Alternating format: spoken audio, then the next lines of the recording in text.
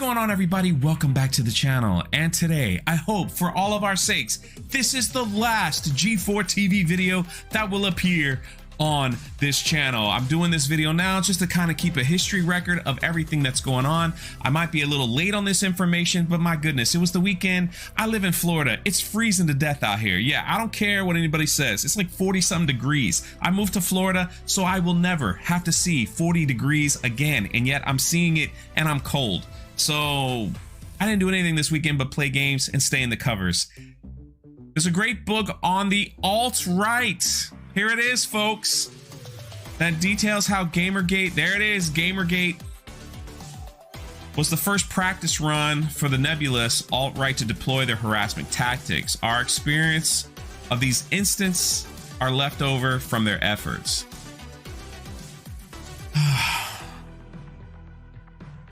I mean, time and time again, we've seen people put out something that's like, wow, did you really say that?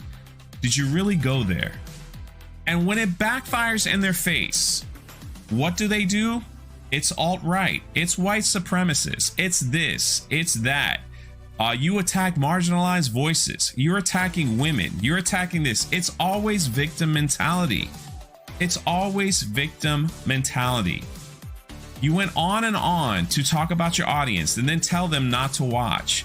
You went on and on how you are not attractive enough and how, you know, pretty much saying that when I read an article, people get mad, but when a guy reads an article, they don't get mad. That's a load of crap.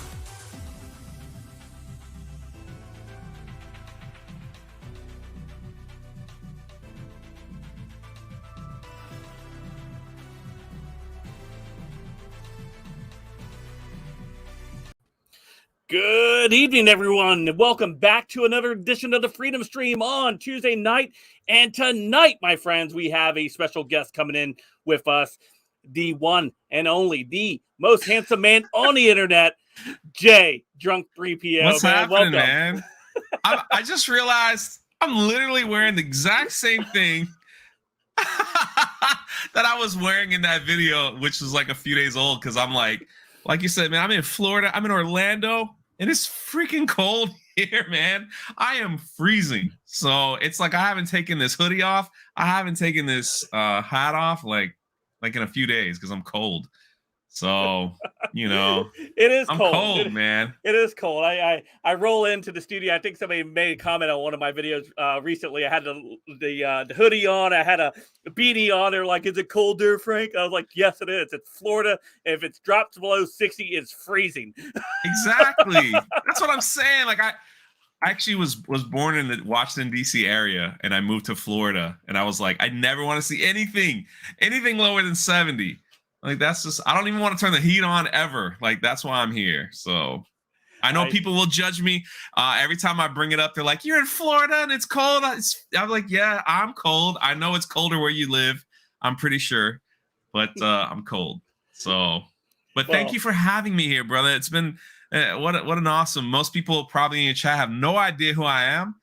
And, but I'm a huge fan, love the like both channels actually.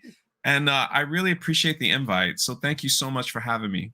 Yeah, absolutely. We'll get a little bit more into that with you in just a second. But let me go ahead and say a couple hellos out there. I saw Meme to left in the chat. Hello, Meme. What is going on, my friend? We need to link up. Hit me up, man. I sent you, I not texted you. I responded to your tweet the other day. So check me out, man. Hey, we got Rock Salt in here. We got Linda Hayes. We got Vic in the house. Remy Max. We have Care Bearer, and we also have the one and only Trace of Colorado, where she said it is freezing in Colorado, much colder than it is here in Florida. I bet. Hello, Pork Lamp. We got Frick Poo, Freeman Man. Hello, Keen James. I like you. How are you doing? We got Aaron Rainey in the house, and we got Denise, Ocean Breeze, Salty. Hello. Pork Lamp is in here. It's good to see everybody coming in. Don't forget to hit that like button on the way in. Goal is 300 likes for this live stream. I don't know if we'll get there, but I know you guys in the chat will make that happen. Don't forget to hit that share button too. If you share it on a social media platform such as Facebook or Twitter, Telegram, Gather, Gab, wherever you're at, share it out. Let's get some people in here. Let's have a great conversation because we have Jay here, and we're going to talk a lot about entertainment. We're going to talk about a lot about the politics crossover and the things that are currently happening within the entertainment section of our culture that is really moving things and really polarizing even the entertainment sector, where that was once a place where you could actually just kind of escape reality for a little bit, kind of like sports were, until politics and wokeness had been introduced. And we'll talk all about that. And it's great to have Jay. Jay, go ahead and introduce yourself a little bit here to the audience. Where are you from? What do you do? And what's your favorite theme park? Well, my screen name is Drunk 3PO, and everyone's like, "Why the heck did you name?" So just to preface, that this started as a joke. Me and some friends got together several years ago. We did a little tiny podcast in front of like 2 people live, and we all had like ridiculous Star Wars names, and mine just happened to be Drunk 3PO. You know, and so I didn't think like I would be where I am today. We just thought we'd come together like once a week with friends from across America, and we just talk Star Wars for a few hours. It's just something fun to do. And for some reason, my YouTube channel kind of exploded.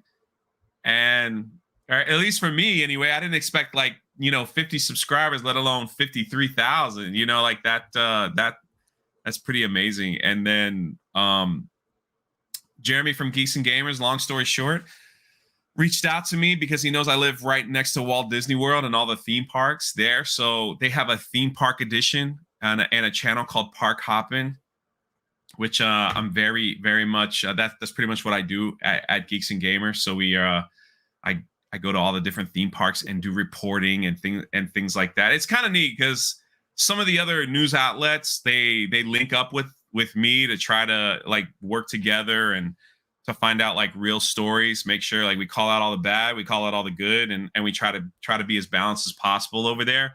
So it's it's been a lot of fun. It's been a lot of fun. And my favorite theme park right now is Universal Studios. Love going to Universal Studios. Yeah. So that is it's my not favorite. that far, but I'm always there. So people bump into me all the time, because I'm there recording and stuff. So it's been amazing. Been an amazing ride.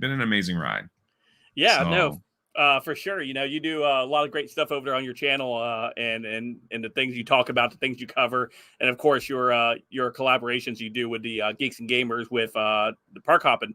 I absolutely love the theme parks, especially Islands of Adventure. That's where I kind of like to hang out there, Islands of Adventure. And then, of course, the Mummy is our favorite ride over on the other side. Yeah. It's good stuff, man. It's good stuff. Yeah. That's not for everybody, but, it does have a big market. Shockingly, it has theme parks have like a huge fan base, where people just want to know all the information from like the cupcakes they're selling. It's crazy. So I didn't think it was like that big of a fan base until you kind of stepped into it, and I was like, wow.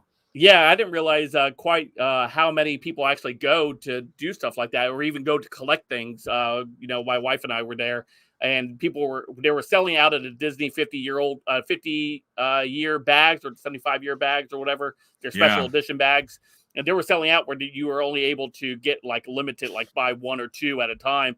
And I was like, for a bag, they're like, yeah, they've been like hitting every store, and then they turn around, I guess, sell it on eBay or whatever. Did you hear about the popcorn buckets that they just recently? Kind of, but tell me the story because I only caught a part of it. These Figment is a figment of your imagination dragon. It's a little purple dragon that's in the Epcot area of Disney, and they sold these limited edition popcorn buckets for $25. And it's like the first thing that Figment's been there like forever, and it's like the first, I guess, popcorn bucket thing that they've had for this dragon. So people lined up and waited up to 6 hours to get one. They were only allowed to buy 2. They sold out in 3 days, and they went and sold. They were selling on eBay for $800 to $1,000. I think the prices come down now on eBay to about $200, but the Disney collectors, man, I was just like, wow. So I was like, I need to go and just buy 2, and I'll just put it right on eBay, because if like I could get $1,000 for a $25 popcorn bucket, man. I'm like, that's what I'm doing. So, but I didn't get one. By the time I went, they were all sold out. But Yeah. Now, my wife, she is the more the theme park junkie than I am. I go because that's something we do together, and I like to make her happy. So when she likes to go to like Disney or Universal, I'm her right hand man there. I'm her partner. We go and do those things, and they're fun. I have fun. I enjoy it. We did Universal Halloween Horror Nights this year for the first time in like 25 years. oh wow, I hadn't gone since I was like a teenager. And wow. I live in Florida. I live in Florida, so we do theme parks. That's what I know. It's just what we do, man. It's just what what we do. It's like the beach and theme parks. It's what you do in Florida. Exactly. It's what we do. Being in Orlando is cool because I can go an hour to like the Tampa Beach or an hour to the Daytona Beach. Yeah. So Daytona is way superior, though. Yeah, I agree. I have to let you. I agree. It just depends what you're in the mood for. So True. Which ocean do you want? The Gulf of Mexico, or like so. It all depends. It all depends. But yeah.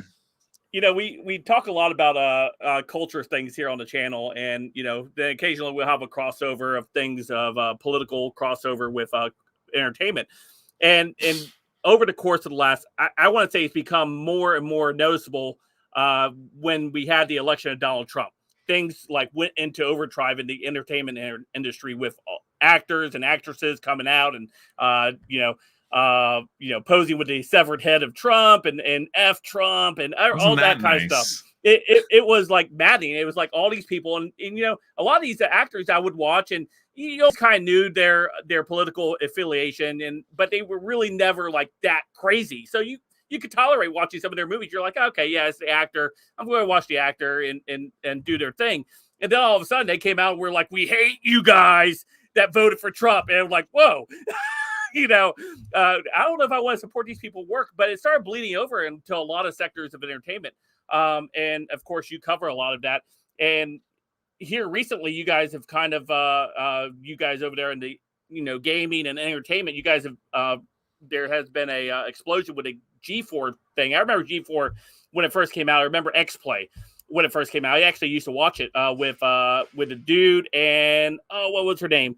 I can't remember the girl's name.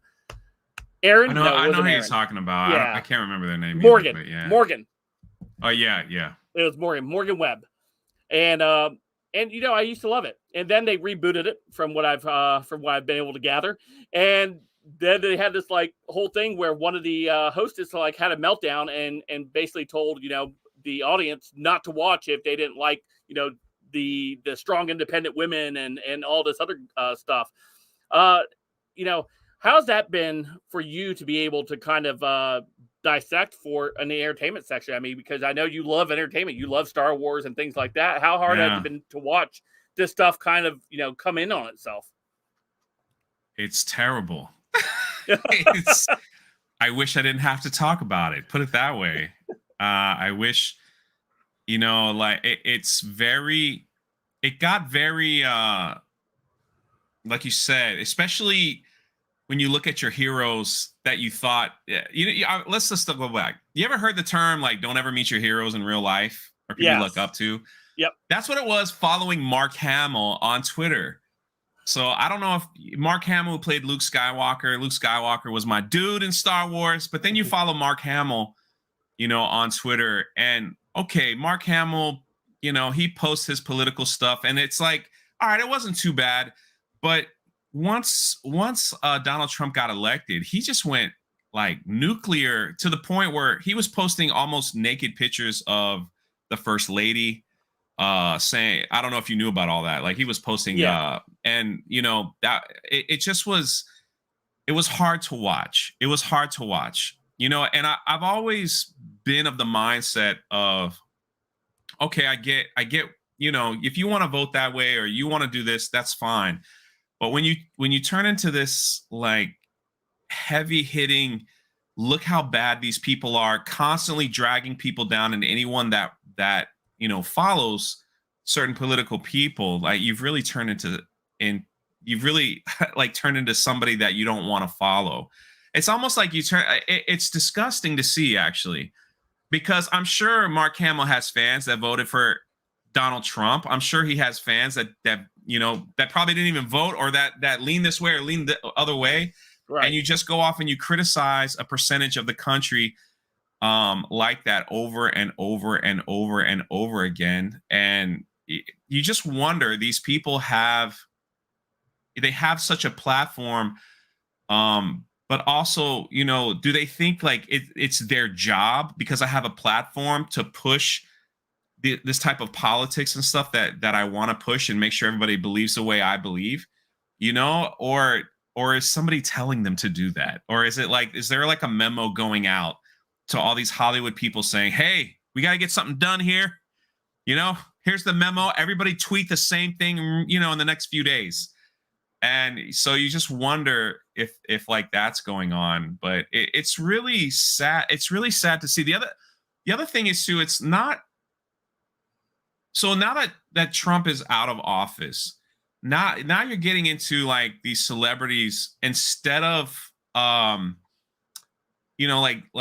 putting out a product that we don't like, instead of saying, all right, well, we messed up, we should do better, they blame it on like white supremacists or like they're probably Trump lovers. It's like whatever. It's very bizarre. Like this is their excuse now. It's like, oh, they probably voted for Trump, that's why they hate this. And it's like that's the excuse. So yeah. No, you're absolutely right. Baby Chewbacca coming with a $10 super chat says, "Hey Frank and drunk 3PO, you must be C3PO's cool model." Yeah, maybe. Like I said, if I knew this was going to get to this point, maybe I would have named myself something else. But it is what it is, and here we are, and here we are. Yeah, and we love you for it, Jay. We really do. Yeah, appreciate it, man. Appreciate it. Appreciate it. If you haven't followed Jay over on Twitter, he's amazing. And all the people that follow Jay are even more amazing because they come up with these pictures and these memes with Jay in them. I don't know why that is. They just maybe because I'm a man that doesn't take things on Twitter so personal, where I start to scream and cry and feel offended, over memes. Like we got to this point now after the election where memes are bad on Twitter. Yeah. It's like, really? You can't take a meme? Like it offends you that much? Like a meme? Like, and now it's like Twitter's going to do something about these memes, like my original Twitter account was nuked by Twitter, had 25,000 followers on that Twitter. And it was deleted because I was posting stuff in favor of Gina Carano. I was like pro Gina Carano stuff, and they told me they were open about it. You can't post this, you can't post that, and we're gonna just get rid of your Twitter. And you're just like, wow, really? Our good friend here, Dr. Insomnia, says drunk starts with doctor, which makes you Dr. Unk. It is. I wish people made memes of me. I have to make my own memes of myself sometimes. I'm like, oh, look at this. This is Be careful funny. what you wish for, my friend. Be careful what you wish for. Now the chat will go out and actually meme me, and it won't be funny. I was in Vegas with we did a meetup with Gary from Nerdrotic and all the Geeks and Gamers and a bunch of others, and I fell asleep on a couch. And someone took my picture, and it was meme for a month. I mean, they took that photo and put it everywhere, on Star Wars posters, on news banners, and like every now and then it still shows up. But I was like, I did retweet a couple of those because they were pretty. I was mean to death. I was like, wow, I don't know who's more mean more, you or Ryan, because they like memeing Ryan a lot too. Right there. 1 month it'll be Ryan, and the next it'll be me, and it's like, but again, it's like we're not offended by. It's like we're not offended by that stuff, but it just seems like there's a whole section of people on Twitter that are offended by anything and everything, and it's so bizarre. It's so bizarre, like the way they think and process stuff. And for whatever reason, the majority of the time they have pronouns in their bios and they have voted for Biden in their bios and all this They're stuff. And it's just like they're very sensitive on social media. So stay, don't upset them now or you'll be in trouble. So we're gonna make everything and look what they've done. Even on YouTube now, there's no dislike ratio because we don't want people to be upset. We don't want people to be upset. Next thing you know, the comment section will probably go anything to just kind of soften the blow for people, because they can't handle, whatever. So and that's where we are, man. We talked a little bit about like the Mark Hamills of the entertainment world, but Gina Carano was on the polar opposite of that end, where she really wasn't per se very outspoken. She shared a couple memes here and there, but you kind of knew where before she even started doing it. I had no idea where she stood in the political spectrum. I just enjoyed watching her in The Mandalorian, which I actually did enjoy. Yeah, and I didn't realize how far left Pedro Pascal was, up until the point when I started following him on Twitter. I'm like, whoa, this dude is way out there, man.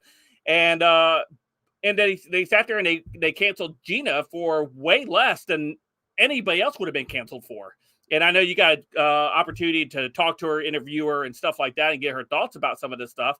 But it's hard to find those good guys. I call them good guys, that people that just really kind of just lay low, because if they share their political beliefs, they'll automatically be canceled because they don't line up with the political beliefs of the other side.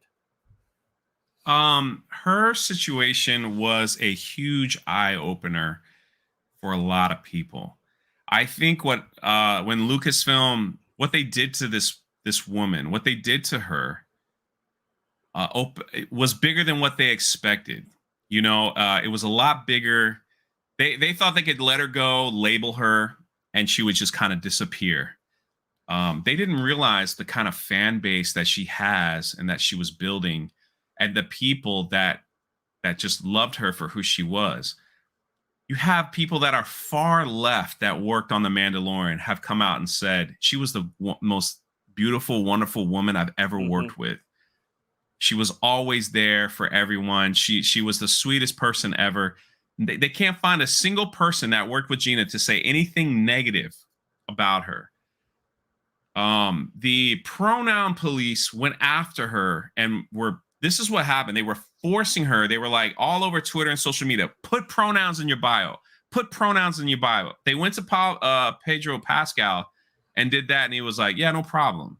And he did it. They left him alone.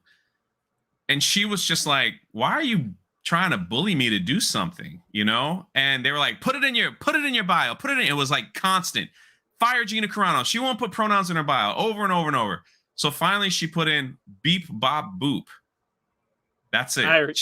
She put that in. And that just sent everybody that just sent everyone over that whatever you want to call it, triggered them, that sent them all over the edge. And they were relentless. They did not stop. It was fire Gina, fire Gina, fire Gina, fire Gina. And the stuff that she was and this is the disgusting thing. The stuff she was posting was mostly asking questions. Mm-hmm. They were like, why are we being forced to do this? Why are we being forced? What they never reported, and I did on my channel, and Ryan and Jeremy, all from Geeks and Gamers, what we did. Gina was like one of the first people out there saying, okay, look, if we got to wear masks, let's make sure the doctors and all have the best mask, and we'll make some from home that work. And she was posting all this stuff on her Twitter.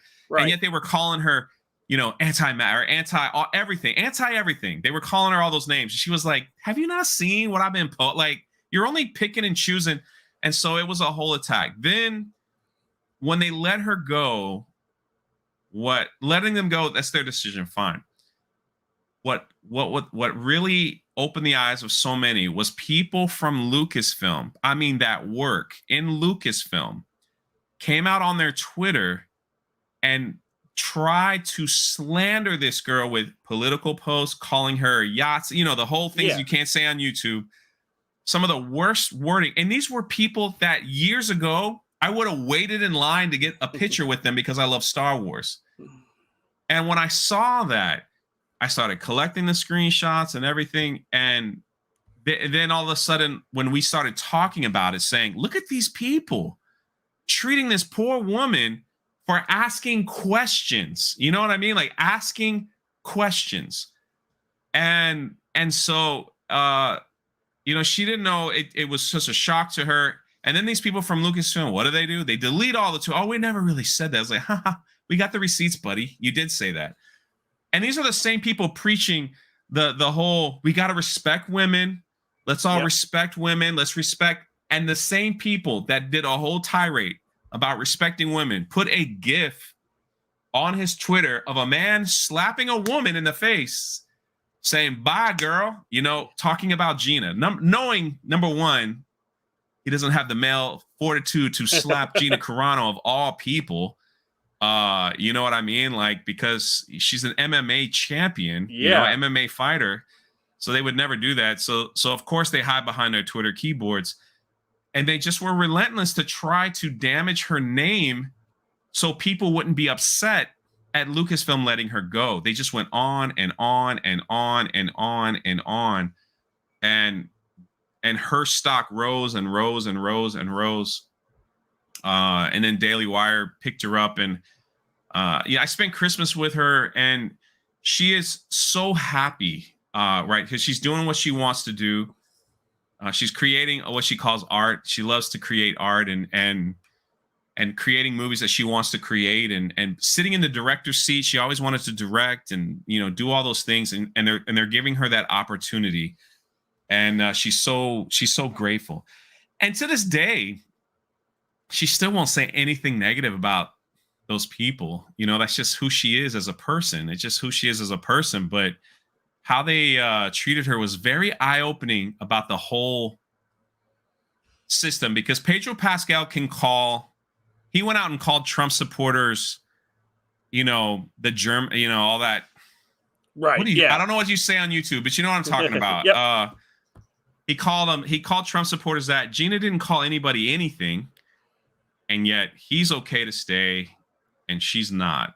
So it's, if that doesn't open the eyes of people, whether you voted for Trump or not, to show the kind of bias that we've been seeing in Hollywood and everything else, I mean, like, that alone should just open people's eyes to what's going on, on where if you tweet the right things about the right politics, then you're okay, no matter what. It's very you should be able to see that with very clear, No, and no, you're absolutely right with that. And that, people like Gina Carano, continue to, try to go after people like her. I mean, Chris Pratt. Chris Pratt's another good example of somebody that just tries to be a stand-up guy. He shares his faith and stuff, and he gets attacked for it all the time on social media. And it's pretty disgusting. You can't even, it's okay to talk openly about, these other matters that may be near and dear to your heart. If you want to talk about pronouns, if you want to talk about, people's sexuality and all that stuff and be proud of it, that's okay. But if you want to come out and talk about, Christianity, Christ, and things like that, well, that has to don't do that. Yeah, don't do that, because you'll get a Bobson after you, kind of like what happens with Chris Pratt many times. And I'm surprised he still hasn't been canceled, but I think, he's just too much of a likable guy where people pay money to come see this guy because he's a good actor. He's funny. And overall, I think he's a pretty good guy. He's making a lot of the right people a lot of money. So that they can overlook a lot of that stuff. Baby Chewbacca said, Gina Carano shot first, and we love her for it. Thank you so much, Baby Chewbacca. And then we have Herculine here, says, to the haters, their words mean less than a blade of grass. Thomas A. Kempis. So, man, thank you for the super chat, by the way. Appreciate that. But, in the entertainment sector is just, filled with that. And we look at some of the, reboots of classic IPs in Hollywood, Ghostbusters, Jurassic Park, all these reboots that are happening with a lot of, I think Lord of the Rings is being rebooted by Amazon. I'm afraid to see what's going to happen to that, because I love Lord of the Rings. And they continue to, push or interject things that wouldn't even make sense into that. They just try to force it in to existing IPs. And I think it might have been Jeremy. He had said this one time in one of his videos. Is like they can't build their own, so they have to hijack these other IPs to push their agenda. If they just put out made a new character that was all the isses in it, it would probably fail. Nobody would go watch it. So in order to make sure that character gets, and they sit there and they replace, character swap or gender swap and all this other stuff, and it's just disappointing. I know that you mentioned Star Wars being a huge fan. I was excited when the rebooted Star Wars came out, the next saga. Same. Oh man, I was so hyped. I remember going to the theater, watching it, have the movie at home, was real excited. And then The Last Jedi came out. Yep. Oh my gosh. And I remember Jeremy, I don't know how many videos he made about The Last Jedi. It was a lot. I remember watching most of them. But we all had a lot to say. But I wanted to watch it for myself. I wanted to kind of, and I remember him saying, I'm not telling anybody to go boycott it, but I'm just telling people, this movie, it just completely just betrays the entire IP itself. And when I watched it, I was like, man, I didn't even watch the next one. I didn't watch the next one. What was it? The Last Jedi. The Rise of Skywalker. Rise of Skywalker. Thank you. I didn't even watch that one. I'm like, now I was done with it after The Last Jedi with it. As a fan of those types of IPs, Jay, how do you feel about those types of things that are happening? So this is interesting. A good friend of mine's in the chat. If he's still there, his name is Fatal J. And after The Last Jedi came out, many of us began to speak out upon it. And what the argument back to us were, well, then you must be a misogynist because you don't like Rey, or you might not. They kept using this term. These people don't like people of color. There he is. There's Fatal, and things like that. And basically, their whole argument was, at least from my perspective, was that it was just 40-year-old white guys complaining about a film, and everybody else was okay with it. Now, during that time, I found some amazing, I guess the best way to tell them is like they're black YouTubers. Fatal J's one, Abu Nas, Mark with a C, Callus, Demogeni. I found, and they have been, I went to visit them in New York. My best friends, they're considered family. And they're screaming from the mountaintops, hey, I ain't white, and I don't like this. But no one wanted to listen to them.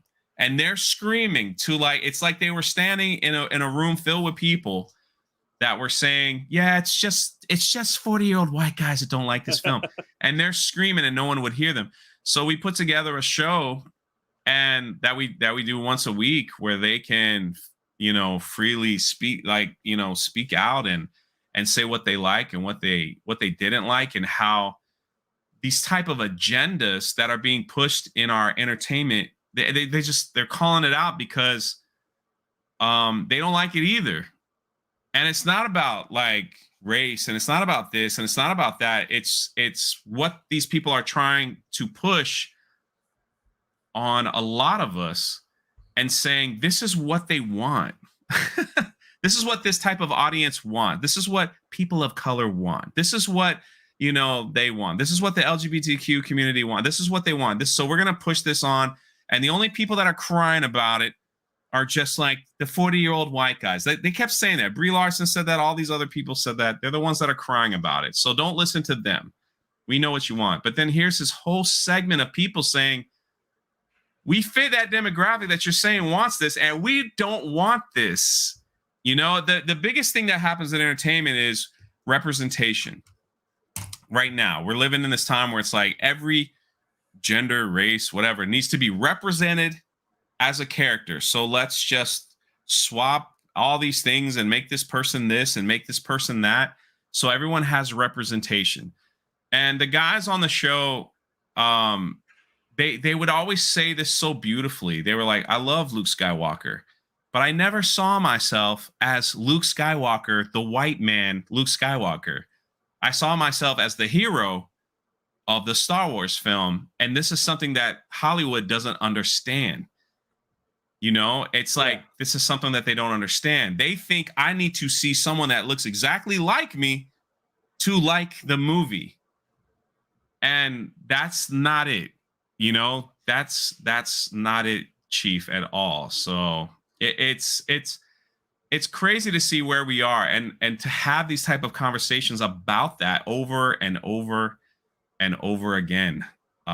You know, about, well, you know, we need to represent you guys. We need to represent that group. We need to represent that group. And we need to represent that group. And then that way it'll be better. But then they wonder when they push these movies out like that nobody goes to see them. And then instead of taking a loss, instead of taking like an L, they blame everyone else. You know, they blame everyone else. Like, all right, for instance, Santa Inc. came out on HBO Max. Santa Inc. was a Seth Rogen, Sarah Silverman adventure, you know, of Santa Claus cursing and yelling, and where it shouldn't be an old white man be Santa Claus anymore. It should be a female elf. I think that's what it was. So the trailer came out and we watched it. And not just me, all my friends, everyone said, this is crap. Like, this sucks. Like, who wants to watch this? This is dumb. And then Seth Rogen comes out on Twitter and says, the only people that don't like this are white supremacists, so everybody enjoy. It's like, really? Yeah. You can't go out and be a man and say, all right, well, we thought it was funny. We're sorry you didn't like it. We'll try better next time. No, they go out. If you didn't like this, you're a white supremacist. And they're so open about it on Twitter. You're just like, did you really say that? Yeah, I did. Because you probably are. And it's like, this is where we are. It's like, this is where we are today. It's insanity, man. It's like insanity. So, Baby Chewbacca says Princess Leia was the first ever badass princess who gets it done that I ever witnessed do it. Oh man, that's the thing. It's like, we need female representation. There's been badass women in movies for years. Did they not see Aliens? Did they not see Sigourney Weaver? Yeah, Princess Leia was another one. I mean, I don't know why they get to a certain point and say, yeah, there was never one in the past. We need one today. Right. I interviewed a comic creator a while back over the summer. His brand is Chepo Team, and he talked about, you know, the whole thing where comic book creators are like, oh, we have to get somebody to represent so and so they can see themselves in comics. And he's like, man, I grew up loving Wolverine, and this guy he lived in Central America. He's like, I grew up loving Wolverine. I didn't want him to be like me. I wanted to be like him because he was Wolverine. He was the guy with the claws, and he was just a badass when he went on the comics, and I identified with him, but not because of my skin color. That had nothing to do with it. It's just because he was a cool character. And he's like, and now they're trying to turn, he said, what did he say? He's like, before you know it, they're going to make Wolverine gay with Cyclops, and they're going to ignore Jean Grey now. And he's right. And that's what's happening with comic books these days. We see it with... Don't even get me started with comic books. Superman, they killed off Superman, or he's about to die, and his son is now the new Superman, Jonathan Kent, and he's come out as bisexual. He flies around in the comic books wearing a mask because, Superman's got to wear a mask because he doesn't want to catch the coof, and so even though he probably will never catch it because he's Superman. And, the second issue of the comic book, he went out to protest climate change. And so then the numbers came out about the comic book, and it's like the worst selling ever because nobody wants that crap. Like, nobody wants it. It's like, but yeah, you do want it. We're trying to be progressive. We're trying to be, isn't that what you guys want? No, we're not going to buy it. And you wonder why it tanks. And then instead of saying, yeah, we messed up, maybe we'll go back to, they blame it on everything else. It's crazy. It's absolutely crazy. No, it is. It's absolutely crazy. And I think they would just get a little bit more credibility if they just came out and actually admitted what it was. It was a failure, because it didn't resonate with the audience. The audience rejected it because it wasn't genuine, or it was just something that we're trying to shoehorn in or force on people instead of actually cultivating this a new IP or cultivating a new character that people could probably identify with. They go through that hero's journey struggle, not just coming in on the scene, I'm great at everything type of thing, and it doesn't have to show any type of struggle. There's no sacrifice done. These are the characters. You can look at Luke Skywalker's. There was a hero's journey's arc. You can look at the rise and fall of Anakin in that arc. People were invested because there was sacrifice, there was loss, there was investment in that character because they were put through trials of stuff where the audience was invested, and then they unload a character that is just good at everything, doesn't suffer any of those things. And that was a lot of criticism with a lot of the Marvel Spider-Man, the MCU Spider-Man was very kid gloves and stuff. There was no loss until this last one where they actually took it into a new direction where Peter actually had to suffer loss and had to overcome these types of emotions. And it felt like an actual Spider-Man movie that you would have seen from Sony in the past with Andrew Garfield or even Tobey Maguire. Well, everyone's asking what I'm eating. I'm eating blueberries. So it's like I'm almost done with them, everyone in the chat, so you don't have to worry. Are they Publix blueberries? No, it's is it what? Publix? Yeah. Yeah. There we go. That's my man. Of course. Nothing. That's my man. Nothing better. But no, we are living in this entertainment time where it's easy for them to tear down stabilized characters to try to build up their new ones, such as you bring up Star Wars. They had Star Wars, Disney bought Star Wars, they have their new character, they have Rey, Finn, Poe, all that stuff. What they did to make Rey, what they think they did to make Rey so powerful was tear down Luke Skywalker, the hero that we all know, that we all wanted to see as a Jedi Master, that we all wanted, they tore him down to lift Rey up. It's lazy writing, it's quick writing, it's this, and you see that over and over, just like Superman in the comics. Let's tear down the original Superman that we love. Just get him out of there, all right? Truth, justice, and the American way. Get him out of there. Get him out. Let's bring in a new character, his son, same powers, but let's make him an activist. Let's just do that. So they could either brainwash our kids or whatever it is they think they need to do. The good thing is that all this woke stuff isn't selling. So that, number one, it just proves that audiences, no matter how much they cry about it on social media, they don't want it. They don't want it. They don't want to watch it. I mean, you see our entertainment now. Netflix just took a massive hit, and people just are tired of all this new stuff that they just don't like. Netflix lost like 75 million subscribers, took a massive hit. Wow. And Disney Plus, they came out and they were just like, their subscriber stuff has stalled out. Nobody wants that stuff anymore, and it's not like everything they're putting out is woke or politically motivated, but a lot of it recently has been just so people watch entertainment or read books to escape for whatever reason. Things ain't going good at home. Let me go to the movies for a few hours just to kind of decompress from everything that's going on. I don't want to see about politics, man. I don't want to be preached at. I want to go on an adventure, or I want to go on a love story, or I want to laugh. Let me laugh. I mean, comedians can't even tell jokes. You see what they're doing to Dave Chappelle. Yeah. He comes out and says anything about the trans community, and they're just like, cancel, protest.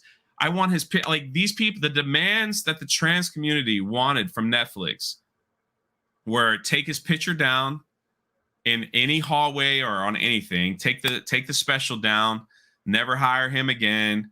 We're going to come after any place that hires him, any place that sells his tickets where he does his show, stuff like that. And he's not really like a Republican. He's pretty much, was like out there for Hillary and all that stuff. Yep. And yet it doesn't matter to them because they have this agenda. We're going to do this. They protested Netflix. They did all this stuff. Kudos to Netflix saying, nah, we're good. It's like, we're not going to let it go. What's happening to Dave Chappelle now that all that happened? He's selling out everywhere. Like everywhere. Like packed arenas because they're just like, no, man, we're tired of this crap. We're tired of this crap. And they're trying to cancel him. I'm going to go to the show. Normal, and they were interviewing people. There's just like people that normally wouldn't go, like, no, I'm going to go to the show because what they're doing is ridiculous. Yep. It's ridiculous. And so those types of victories are good to see. You know, it's good to see like that the majority of people are tired of what's happening and they're rejecting. You brought up Spider-Man. Spider-Man was the movie we wanted. Yes, it was. You know, they brought in the old character. They were very smart. There wasn't any like woke politics in this stuff. They tried to, you know, they did some jokes for the millennials and everything like that. Even for the old guards that loved Toby and like Andrew and all that stuff. They did it perfectly so that you could love all these different scenes. And at the very end, they all came together and did their thing. Some of the Marvel movies before that wasn't like that, and that's why they were rejected, you know, and like people were just like, yeah, I'm not watching that. So imagine that they gave us a movie that we wanted to see and people went to see it. Imagine that. What an easy concept. Yeah, you know, it's like what was movie came out right before, not right before, but a little bit before that was The Eternals, and it was widely rejected by the fan base. They didn't go out and see it and didn't do very well in the box office, and they had to move it over to streaming. But that didn't happen with Spider-Man. People went to the movies to go watch it.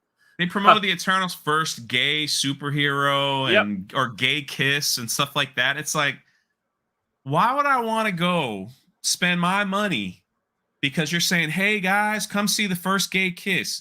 Now, here's the thing. There was a first gay kiss in The Rise of Skywalker. So the first gay kiss, whatever they want to call it, whatever they call it's fine. The beautiful thing is, let me just preface this. We live in America. If you want to make a movie about gay people falling in love, man, go for it. Like, this is America. That's why we're here. Go write your stories. And if people want to support it, they will. But they put that gay kiss in The Rise of Skywalker at the end and this is the only reason why, you know, they did it for brownie points. Yes. Because when they showed that movie overseas, they cut that part out. If they really cared about progression and changing and doing all that stuff, they wouldn't have cut it out. But they cut it out of the film so it could be shown and make that money overseas. Yep. So, but if they really cared about the rights, if they really cared about moving that movement forward, if they really cared about all that stuff, they would have left it in.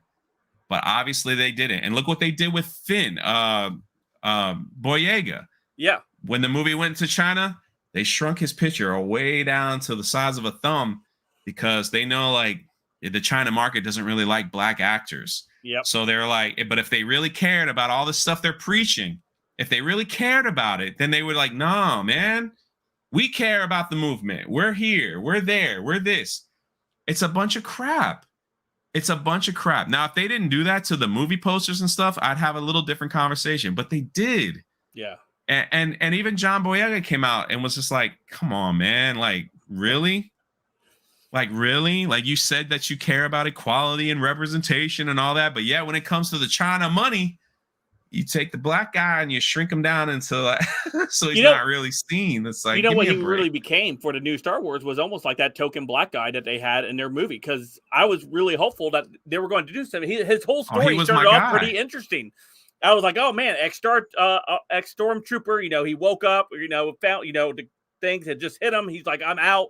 I'm going to go on my own adventure. I was like, oh man, something great is going to happen with this character. And then they paired him off with Rose. He was my guy, man. He was, Rose Tico. They sent it off to that adventure that didn't produce anything. It was just a waste of time. And then they steal his moment of redemption where he was going to save the day, and Rose crashes into him. So he can't, you know, because at that point they didn't know Luke Skywalker was going to show up and do their thing. So he was actually going to do something heroic, and they stole that away from him. You know, you could take Finn and Rose completely out of The Last Jedi, and it doesn't change anything of that film. No, not at all. Nothing. You could take every one of their scenes out of the film, and it doesn't change how the story ends. Like, they changed nothing. Absolutely nothing. When you look at the creativeness of George Lucas, he did his best. Let's look at the original trilogy. that every one of the so-called main characters had a vital role. I mean, look at my name, C-3PO, in the Return of the Jedi. If he wasn't worshipped like a deity in front of the Ewoks, they wouldn't have the Ewok army. You know what I mean? It's Right. like he made sure, like he wanted to make sure that everyone had a pivotal role that progressed the story that he was trying to tell. Now, the problem with Hollywood now is there's no creativeness anymore. It's all run by corporation. Yeah. So they go to the corporations. They're like, I just want to make money. I don't care. I don't care about the story. I don't care who's in it. What's going to make money? Okay, well, this actor's trending. Let's just do that one. All right, let's just redo this because this still has a fan base and we could probably sell toys. All right, check mark this. All right, let's just throw it together. Here's a small budget. We don't care about who writes it. Let's just go. And that's just that's just what we're doing. And we see it with like some of the garbage that comes out. You know, it's just like you said, it's just it's microwaved movies now. It's like, let's take out, all right, let's take this out. You know, and you get nervous, you know, you're like, oh my God, they're gonna do this remake. And at first you were like, oh, cool, that'll be cool. But now we're like, it's like, nah, that ain't cool. Yeah, don't do it. Don't do it. Stay away from that. I have a teenage son. He's 14.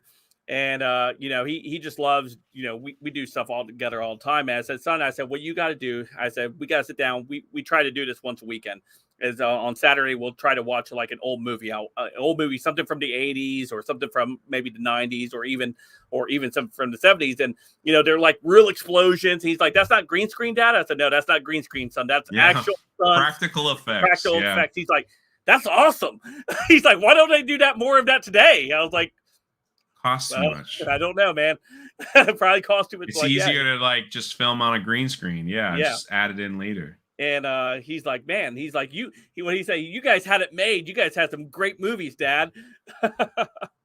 It is. I mean, if you look up, just take one of the years of the 80s. Like, I think it was like 85. It was like Back to the Future, The Goonies. One of the Indiana Jones films was in there. Yeah. There was like Star Wars is kind of mixed in. I mean, it's just like so many different style of movies for everyone. I do think the superhero genre might be overdone. Yeah. Because now it's like superhero movies make money, so let's just keep pushing those out. And what we saw with Marvel for those 13 years, from Iron Man to Thanos, was actually really cool. Whether you like them or not, at least they stuck with the program. And they told for 13 years. I don't think we'll ever see anything like that ever again, where they kept the same actors, the same story. They were like point A to point B. They stood on one point and went to the finish. But now like everybody's seeing like superhero movies, man. They make billions of dollars. That's what I'm saying. It's run by corporation, not creativity. And so that's the problem. That's the big problem. It's all check mark now. Like, let's have this, make sure this. All right, we don't want to upset anybody. You know, put a gay guy in, put a black guy in, put this in, put that in. All right, we're good. Now go film. Let's just make money. I don't care about anything else. Yeah. So, yeah, you're right about that. That's what, you know, that's the generic stuff you kind of get out of Hollywood these days. And it's not very entertaining any longer. It's not very, you know, audiences don't want to become invested in the products they're putting out because it just doesn't resonate with people, especially when they you know, reboot the IPs, the older IPs. You know, they have that already built-in fan base, and they, you know, like you said, they're like, okay, you know, what's going to make us the most money? Oh, this has some fans, and you know, we're going to sell some toys with this, and let's reboot it, or soft reboot, or a re-sequel. You know, they're you know, stuff like that, and they draw in those audiences, and they get mad at them when they criticize, you know, the story because it didn't live up to expectations, or they completely destroyed the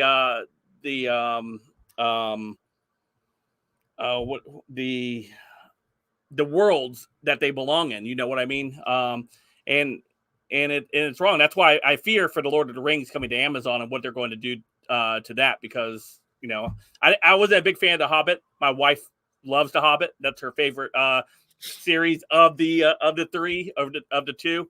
But mine, I'm always the Lord of the Rings there. And I'm afraid what they're going to do with it. And, you know, and again, you know, kind of like you said with a superhero movie, overarching arc of, you know, starting point A to point B with like Marvel with Iron Man to Thanos. Very easy now.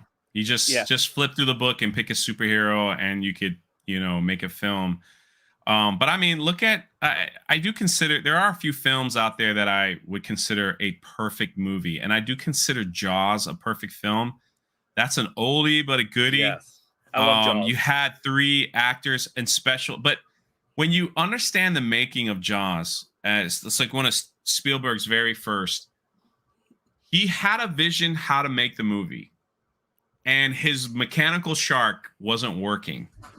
So he had to use his creative mind to recreate the shark without the shark.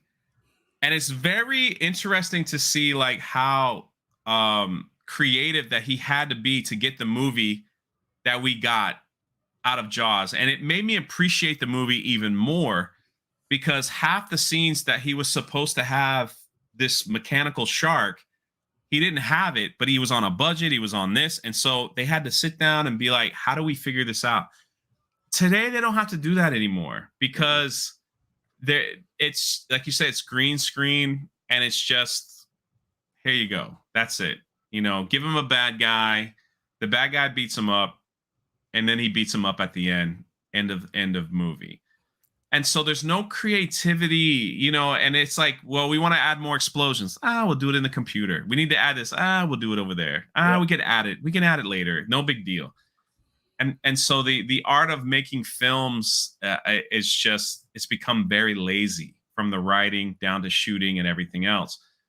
And then so what I think we'll see is, because of the technology that we have today, I do believe we're going to start seeing independent filmmakers begin to create stuff again that is going to be like, well, that was really good. There's a fan film out called Bucketheads, and it's a Star Wars fan film about a bunch of guys from Canada that put together a film about stormtroopers. And when you watch it and you're just like, that's fan made, that is amazing. Like that, it is so well done. Like I watched it live. I watched it on my live stream, and the creators reached out to me, and they were just like, hey, can we use some of those clips, man? Because it was really because I brought some friends on. I was like, watch this, and they were blown away by how incredible. And so I think we might get to this point where, because you can film now 4K, from your cell phone. It's and have high quality, mics and everything like that. And so I think we're going to get back, like we're seeing with comic book creators, things like that, storytellers. People are like, all right, I'm done. They want to put a mask on Superman. Like, we're going to do our own thing. I'm tired of complaining about it. I have an idea for a story. We're going to go do it. And that's that. So I think we're starting to see, we're on an interesting time where we're going to start to see more and more content creators rise up and do. And that's what Gina's doing. That's what I just had an actor, Matthew Marsden, on my podcast. He was in Black Hawk Down. He played Schoolboy in Rambo. He was in Helen of Troy. He was in a lot of films. He's tired of all the Hollywood bull crap. If you follow him on Twitter, he calls out these actors and actresses all the time. And he's just like, not all Hollywood's like this. These people, but he realizes now by calling them out that he's probably no longer hired. So he's like, you know what? I don't want to work for this anyway. I'm going to do my own thing. He did his own film. He released it on Amazon. It's called I Am That Man. And, once it gets a little more attention, he wants to do other things. And it's like, I just think we're going to start seeing that, more and more, because what's happening in Hollywood is like people are not going to watch, and the independent creator is going to rise up. So it'll be interesting to see. We'll see what happens. So yeah, as we move into the last segment, I definitely want to go ahead and get some of your thoughts on the theme park industry right now, where they are. I know you did a video recently talking about the price increases in some of the theme parks, and the return of investment for the park goer is not matching up to the price that they're asking for now. I mean, they're not getting that same experience, yet they still have to pay a higher price. What's your thoughts on the theme park industry as a whole right now?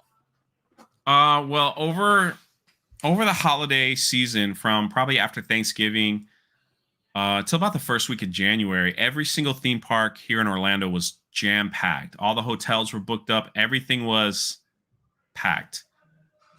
The issue was people. So basically, what happened, I believe, and I don't speak to anyone individually, just a few people were cooped up because of lockdowns and things like that. And being in Florida, we're a Yep. little more freer than most states. Don't tread on Florida, baby. Yeah, like we had a lot of freedom early on too. Yeah. And our governor was just like, no, we're not going to do it this way. We're going to do it this way, and we're not going to like lock anybody in there again, and not going to do it anyway. So we know all that. So I believe a lot of people saved their pennies and traveled to Florida because over Christmas we saw the biggest boom of tourists in a long time, in like 2 years. But what happened was, as people were leaving, these travel agents and stuff began to speak out and just saying, most of my clients are not going to go back to Disney in 2022 because their price, like, it's $160 for a single day ticket now. That's insane. Insane. Yeah, absolutely. It's so high, it's so much, and all the perks that Disney used to offer, they took away. Now, for someone like me that covers it, gets paid to go, it's a little different. And when you live next door with an annual pass, like, they're not really making, they made money off me on the original annual pass, but other than that, is like, most of the time I don't buy food in there. I could just, I don't pay for parking. I just pull up, do my job, and I go home, maybe ride a couple rides and go home. But Disney has just really cranked it up. And an article came out in Reader's Digest, so it was very interesting. It kind of snuck under the radar. But they said that in a meeting, Disney was very clear that they want to cater to the top 10%.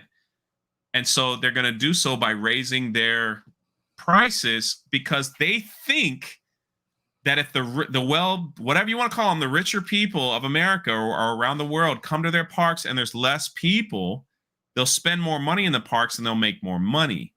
Now, I could see where on paper that theory might work, but people are going to wise up. Like, even people with a lot of money, they don't want to buy crap. Right. Like right now they have a Star Wars hotel they're getting ready to open. Okay. And it's a 2-night minimum experience.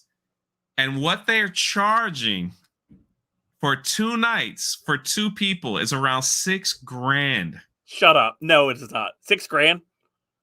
6,000 after taxes and everything, like about $6,000. That's, and you're just like, what? And they're like, well, you get an inclusive dinner show with Star Wars people. What Star Wars people? Rey and Kylo Ren. And you're like, no Chewbacca, no Luke, no Darth Vader. No, none of that stuff. Just the Disney characters.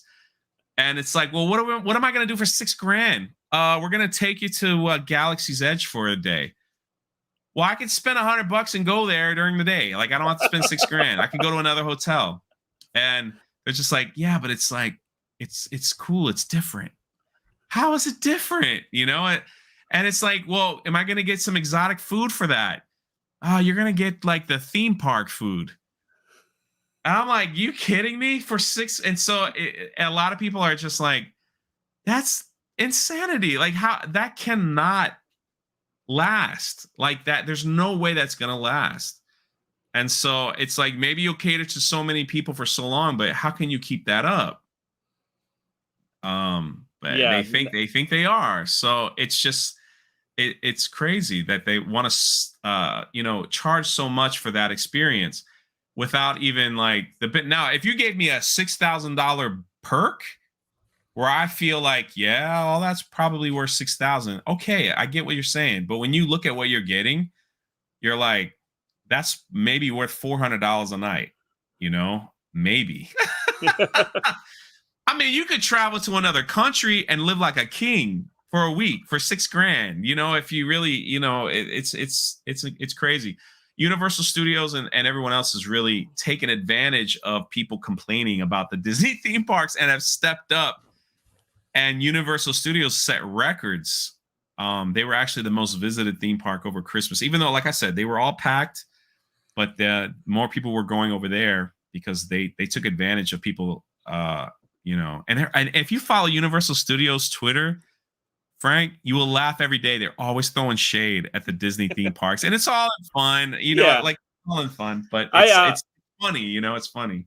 I mentioned at the very beginning, I prefer to go to the Universal parks more so than the Disney parks, just because of their for whatever reason, like you mentioned, they just seem to get it. Even their fast pass system is much better than Disney's fast pass system. Yeah, And the things that they offer, and just the ride experiences are much better. The roller coasters are much better than some of the newer roller coaster stuff that Disney has put out there. If you compare, rides that have been being put out recently, you got the Velociraptor Raptor ride, the Harry Potter, some of the Harry Potter roller coasters, the Hagrid's ride, and compare those to some of the ones that were released around the same time. If you look at Disney's, Epcot, you had the Ratatouille thing, and then you had a Toy Story add-on, and the Slink Dog ride, I think it was, or whatever. And you compare those two, I mean, the better experience is surely yeah. Universal. That's the thing. See, Disney's riding on the fact that they've been there forever, and it's like they did such a great job early on, where it's like, I want to go to Disney. Yeah. It's just kind of like a thing. Like, hey, where do y'all want to go? You want to go to somewhere? Yeah, let's go to Disney. It became a thing for people to say, like, yeah, let's go. The Magic Kingdom is the most photographed icon in all of America. It's been like that for like 20, 25 plus years. There's more pictures taken in front of that castle than anywhere else in America. And so they did such a good job, but now they're starting to price out the middle class. Forget the lower class economy, but if you're middle class, it's like you can't afford to go. And it's just insane. But these are the same people that wanted Newsom in office in California. Yep. These are the same people that had put a lot of money, and it doesn't make sense to me. They put a lot. So think about this. They wanted Newsom to win in California while Newsom kept their theme parks closed. They came out and said, we're really disappointed in our governor, really, because they wouldn't open the theme parks. Disney then sends like thousands of workers, like they moved an entire office to Florida, yet they don't want to support the legislation that made it possible for them to move and open their offices. Gavin Newsom took like 2 weeks off California while he's telling everyone in California, stay in your home. That whole California was a mess. It still is. Still is. He came to Florida with his staff and a whole bunch of other people, and they spent 2 weeks on Disney's dime enjoying the theme parks, walking through the theme parks, no mask, all that stuff. While he's there, back home, he's just like, oh no, shame on you. Like, we're gonna do this. Hypocrisy at its finest. Yeah, when they questioned him, he was like, well, I just want to, and when they questioned him, he's like, I just wanted to see how they're doing it before, we open it here in California. I just wanted to make sure they were safe. It's like, no, man, it's the same thing that why Don Lemon's partying in Florida, that AOC is partying in Florida, yet they go in front of everyone saying, that governor in Florida is like killing everybody.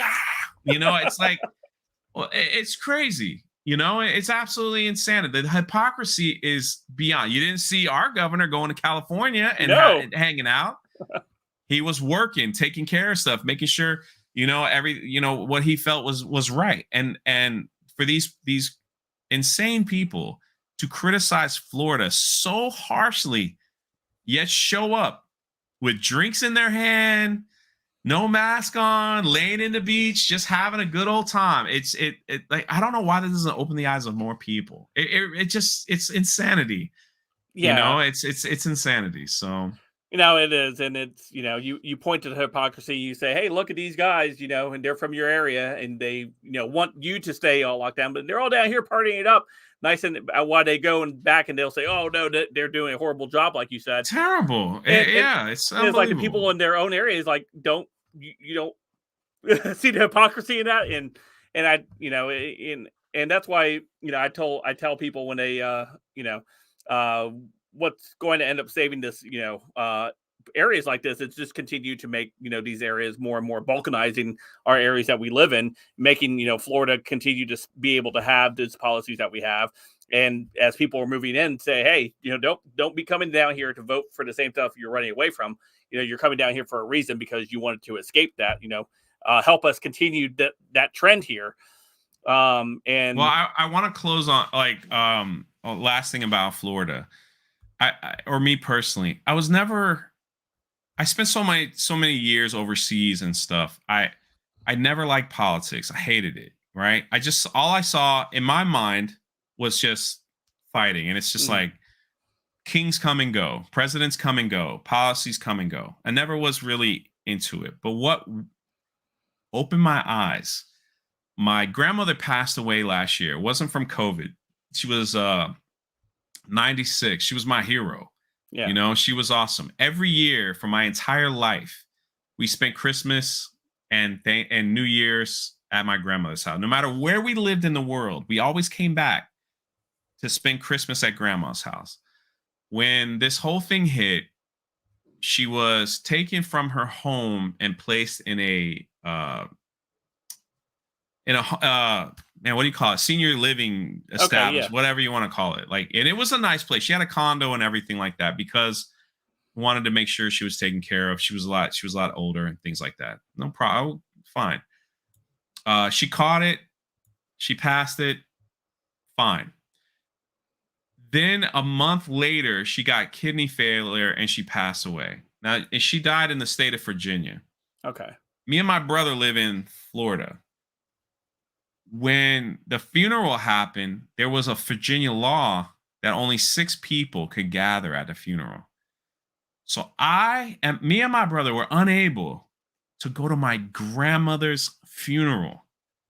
And that was the moment, that was the biggest moment for me to go, okay, this should never happen to another person ever. You should be able to, it's outside. I mean, my goodness. And we just kind of, and I think our governor just passed a law saying that especially for funerals, everyone can go. I think he just passed a law, something about that. And that was huge. To me, that was huge because I was just unable to do that, to mourn, and everything is part of human, nature is to mourn your loved ones and be there with family and all that stuff. And not to be able to go because a politician said, yeah, you can't go. To give them that much power, it really, it shook me. It was like, okay, I really need to take this a little more seriously than I thought before, because this is a serious war against family now too. This is an attack on family. If you look now, they just had an election in Virginia. That governor is gone, and they put in a new governor who on day one, mandates gone, this gone. They put in a Republican governor, and he's just like, boom, boom, boom. This will never happen here again. You will be able to do this. And it's just like, okay, see, people are starting to wake up and see that what was happening is just so wrong. Yeah. Of what they're doing to people, and this is beyond entertainment. This is beyond all that stuff. It's like, this is about family now, right? This is about family. And now you're trying to separate families and loved ones and keep them locked in their home. It's like, wow, when did we get to that point in America? You know what I mean? When, and it's here, and it's like, it's crazy. So no, you're absolutely right about that. And growing, being a young adult, and I rarely ever had talked politics until I started dabbling in politics. As you see things in the news, and you're like, that doesn't quite make sense. That doesn't add up with this that I'm seeing that's happening over here. And then, things just accelerated after 2016. And that's when I kind of said, I think I'm going to start, talking out about this stuff. And, I started a YouTube channel to do that. But uh, even before that, I was able to still have conversations with people and not, sit there and drag politics into any of it and Yeah, just have a normal conversation. But today I see people having conversations where they want to drag in politics right away. And it's like, we weren't even talking about that. I There's so know. much more to me than just politics. There's so much more to me than my political affiliation. As I talk about this a lot on the channel. I'm a Christian first and foremost. That's first. Then second, I'm a husband. I'm a father. And all these other lists before I even get down to my political whatever. That's way down the list. Yeah, I talk about it a lot, but that's not what I am.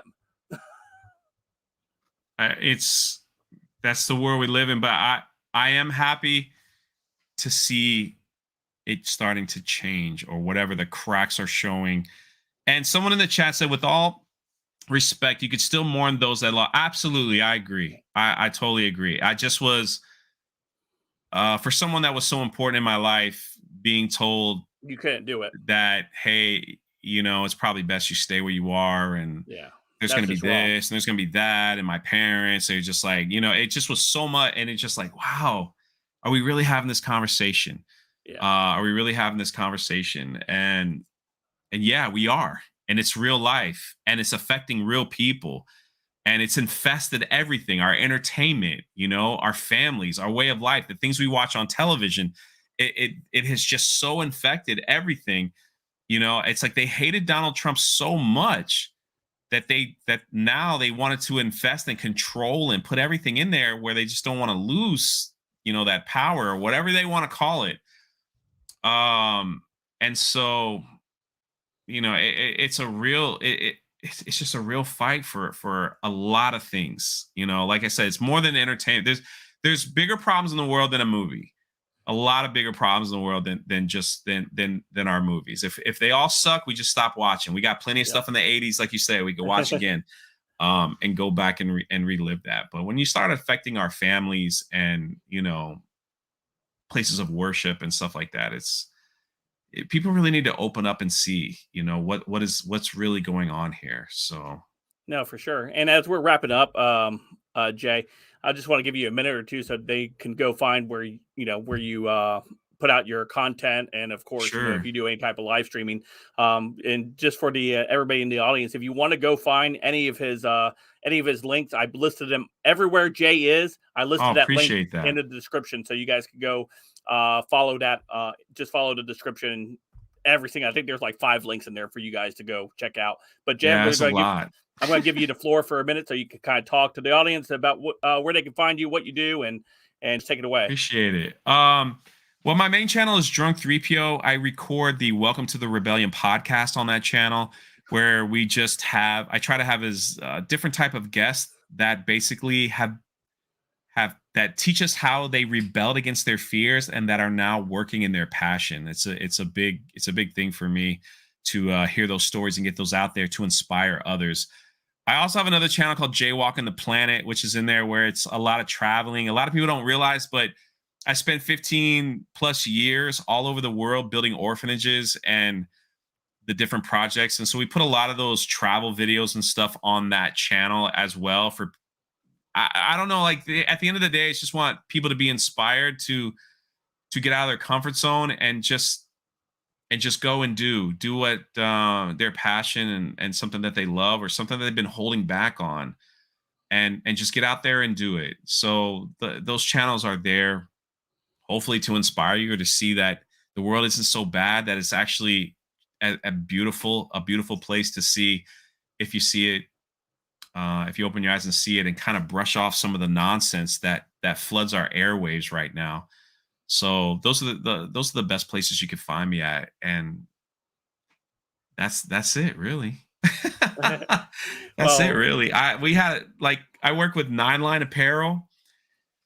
They had this whole rebellion gear and stuff like that, and we raised a lot of money for veterans. We were able to build a bunch of transitional homes for veterans through Nine Line Apparel and selling shirts and stuff like that. So, it was it's just doing a lot of cool things. Last year on the Drunk 3PO channel, we raised almost $70,000 alone for different organizations within America and outside. Did a lot of money to help end human trafficking. We use a lot of the membership money and Patreon money that I make over there for that.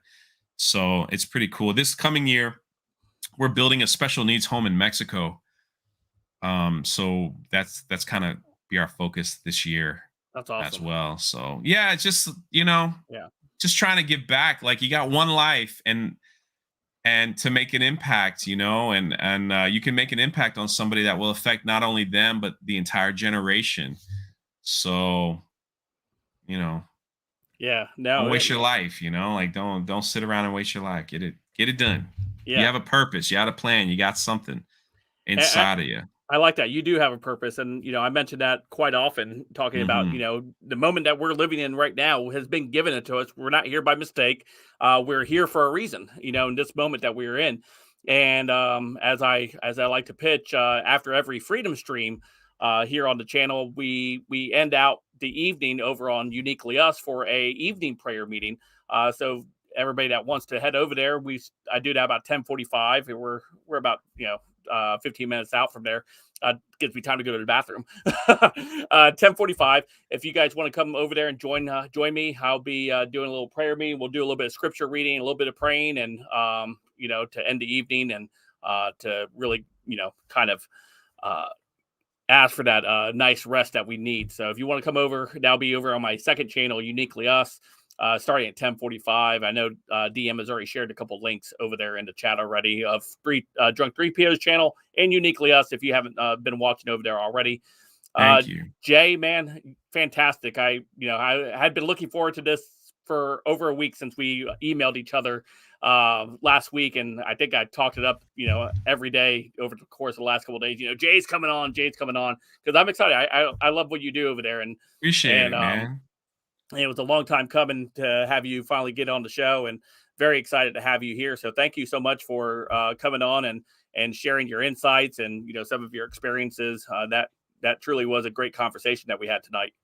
Oh no, thank you. This is an honor that you opened up your platform to someone like me. So I really appreciate it, and everyone that was in the chat listening, and I really appreciate the love and that you gave me here. So thank you, Frank. Yeah, man. Thank you. Yeah, absolutely. We'll have to do it again someday. Uh, Absolutely. so We'll have you on the podcast one of these days, man. Once I get to some scheduling going, so it'd be yeah, awesome to man. talk to you. Hey, just get with my agent, man. Just get with my agent. Yeah, I will. I will. As we get out of here, guys, I do appreciate everybody coming in. Baby Chewbacca, I know you're not here anymore, but thanks for the donations that you sent. Herculean, thank you for the donation you had sent earlier too. You guys are awesome. Thank you to all the members of the channel. You guys are amazing. Because of you, what you guys donate, it's why I'm able to do what I love here on this platform, and to be able to have great conversations with people like Jay and others. So thank you, everybody in the chat. God bless. Come over to Uniquely Us afterwards, 10:45. Be there, and we could do a little bit of praying. That's always a great thing to do. So never as short. You could never be too much praying. So I hope to see you guys over there. Never. And Jay, everybody else, we all have a good night, and we'll see you guys soon.